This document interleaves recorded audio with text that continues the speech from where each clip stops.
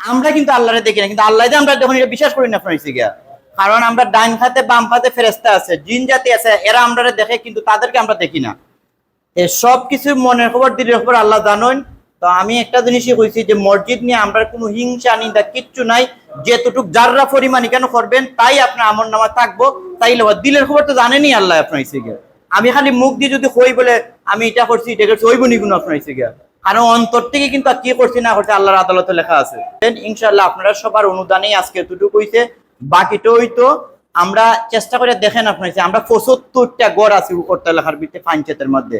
৭৫ গড়ে যদি আমরা কালেকশন করে পারি অথবা নিজে পারি পরিচিত করে পারি, যদি ১০,০০০ টাকা করে কালেকশন করি জনে, নিজে না দিতে পারি ১০,০০০ করে যদি দিতে পারি, তাইলে দেখুন ৭.৫ লাখ টাকা হয়। এক বছর একটা মানুষের ১০,০০০ টাকা নিজে অথবা কালেকশন করে আনি দেওয়া কোনো ব্যাপার না। ৭.৫ লাখ টাকা হইলে মসজিদের ২-৩ বছর পর কোনো খাম থাকার কথা নেই আপনার থেকে, মসজিদ দিকে সুন্দর হইয়া দেওয়ার কথা। কিন্তু আমরা এটা সবাই চেষ্টা করতে হইব, কিন্তু সবাই চেষ্টা করবো ইনশাল্লাহ। আমি আমার ফোন আপনার আমি ১-২ মাসের ভিতরে বেশি কালেকশন করে দিলাম ইনশাল্লাহ। আমরা এইভাবে সবাই উদ্যোগ নিয়ে করতাম আপনার, আমরা কিছু খাম বাকি রয়েছে আর বেশি বাকি নাই ইনশাল্লাহ। আশা করছি আল্লাহ বকরা ঈদের আগে শেষ করতা।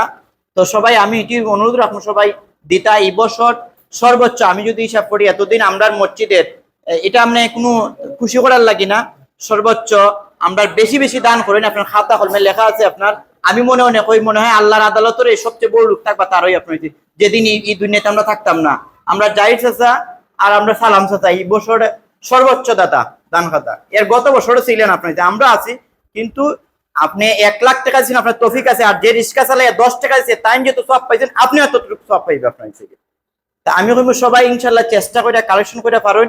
আর এমনি পারেন আমরা একটা উদ্যোগ নিছি, কারণ মানুষে কইছে খান্দে ফুতেই মায় দুধ দেয়। তা আমরা আজকে কথাবার্তা হইয়া এতটুকু করছি দেখে এতটুকু কইছে নাই লইল না, কিন্তু আমরা ওই আগের মতো আইলাম না গেলাম না, কথা সত্য না মিথ্যা আপনার হয়েছে গা। তাইলে আমি একটা জিনিস কইমো এটাই যে আপনার সবাই চেষ্টা করতাম, দেখেন একদিন আমরা ঠিকই চলে যাইমু কই করে দেশ, এই দেশের মধ্যে দেখেন ট্যাং তেরা কইরা সুজা কইরা ঘুমাইবার সুযোগ নাই। আল্লাহ ছাড়া দ্বিতীয় কোনো ব্যক্তিই নেই আপনার সাহায্য করার। আপনি দুনিয়ার পৃথিবীর কোনো মানুষ আছেনি বলে গিয়া আপনার একটু খানা কইরা কিতাবে খবর আবার কিতাব বালা আসনি কোয়া সুযোগ আসেনি আপনার হয়েছে গিয়া।